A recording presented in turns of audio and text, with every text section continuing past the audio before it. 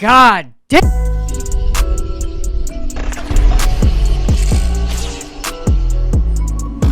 What is going on, guys? What is going on, 27 Squad? Welcome back into another video. And I mean, I should have known this video was coming. I should have known this video was on its way. As always, guys, sponsoring the channel, BetUS.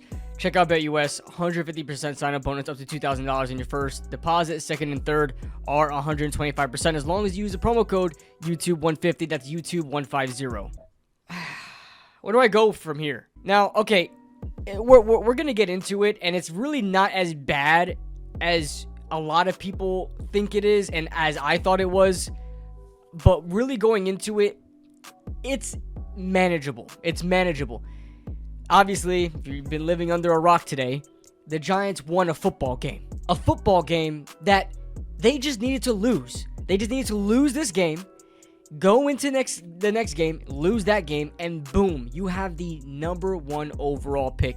Nobody can take their prospect away from you, your prospect away from you. Nobody can take your guy before you. You get to draft your guy when the draft starts. You're on the clock as soon as the draft opens. And the Giants found a way to win this game, but lose the #1 overall pick. Now, if we look at the draft order right now, the Giants had the 4th overall pick when they initially won the game. My brain keeps saying when they lost the game. I don't know if that's because they lost by winning, or I'm just so used to saying the Giants lost. I don't know. But the Giants initially had the 3rd overall pick after they won that game, but after the Browns played, the Browns weren't able to pull off a win against Dolphins without Tua, without Jalen Waddle, and they still found a way to lose the game. They now get to the 3rd overall pick by losing, and now the Giants are tied for 3 wins with 4 teams in the NFL, including them. And it's just the battle of the tanks right now. That seems like it is what it is. Now, the teams ahead of us, as you guys can see, the teams ahead of us are New England with the 1st overall pick, Tennessee with the 2nd overall pick, the Cleveland Browns with the 3rd overall pick, and the Giants with the 4th. Now, what are we looking at here when it comes to those 4 teams? New England just drafted their quarterback. We tried to trade with them last year, didn't work out. They got Drake May.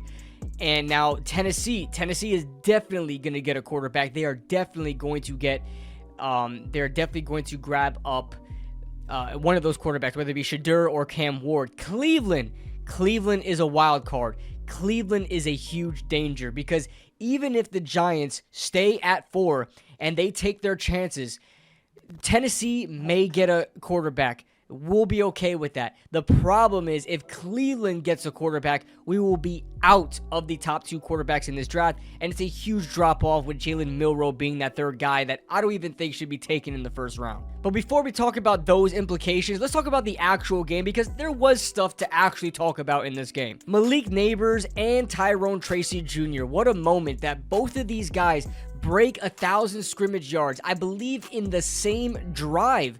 That scoring drive where Malik Nabers scored a 31-yard touchdown on a wide receiver screen out of all things, something that we were never able to do.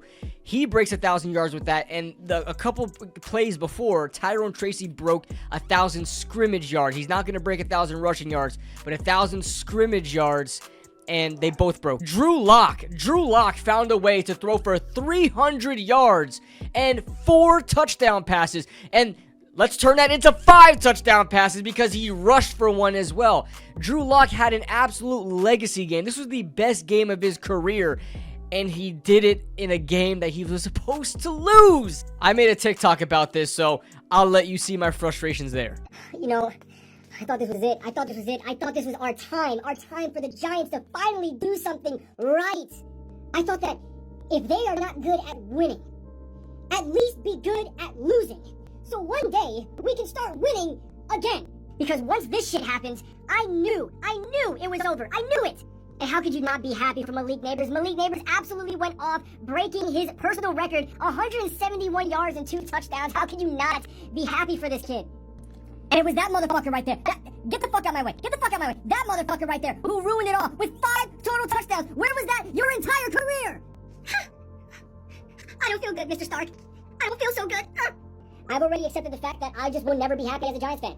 I just will never. It is not part of the football god's plans to make Giants fans happy. We are just there to endure all the bullshit that happens for a football team so other football teams don't have to. We are the ones to endure it all. If you guys want to follow me on TikTok, follow me on TikTok. KidBlueRB27, link is in the description. I'm trying to get a little bit of a following on TikTok, so you guys go ahead and follow me there. Andrew Phillips, the rookie, finally did something other than tackling really well. He got himself an interception. Congratulations to him. The Giants had another interception. Well, prior to that, another interception in the beginning. Dane Belton with an amazing catch. If only he could cover as good as he can catch, he would be a phenomenal safety. But other than that, I mean, shouts out to Jermaine Illuminor on Twitter. Poor guy. I mean, he's a great guy, great teammate, great dude, great follow on Twitter. I mean, he is a fan basis player right there, man. He went out there and put, like, this win was for you guys, you know, you guys deserve it, something like that. And we appreciate that, Jermaine. We appreciate that dearly, but we are not happy. We are not happy about this. And I know there's a lot of people talking about, hey, that means the Giants aren't tanking. That means the Giants are not tanking if they found a way to win a game. Don't tell me Joe Shane and Brian Daboll aren't tanking. Here's the thing. I still think they are tanking. All right, I still think that they are. Let's just keep that long story short. But I bring you back to 2019 when it was confirmed. It was confirmed, I believe, in those Brian Flores lawsuits that he also sued the Giants.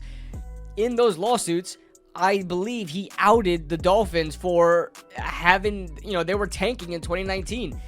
I believe he outed them for that, and tanking for Tua and stuff like that. They still found a way to win their last two games and finish at 5-11, and they got Tua with the 6th overall pick. Now, I know it's a little bit different because these two quarterbacks are expected to go at least in the top 3 picks, so I get that. But just because a team wins a game doesn't necessarily mean that they're not tanking. They don't have to win. They don't have to lose every. I would have loved that they lost every single game.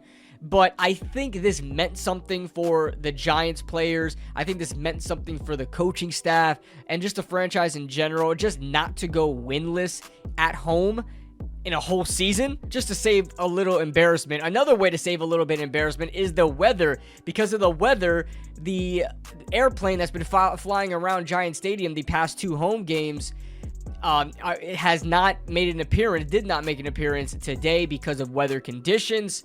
So I guess that was a good thing because the Giants found a way to win the game. That plane would have kind of been looked at as like, oh, what is this guy doing? This clown doing? I don't know. I would have liked to see the plane anyway, but it is what it is. Now, will this save Brian Daboll and Joe Shane? I don't know. I don't know necessarily. Obviously, I think they want to keep them around anyway because I think they're tanking. I think they're going to keep both of them anyway. And I think this will be a game that people look at and say, this is the reason why Joe Shane and Brian Daboll are staying. I don't think that. If both of them stay, I think it's because they're tanking. So, it is what it is.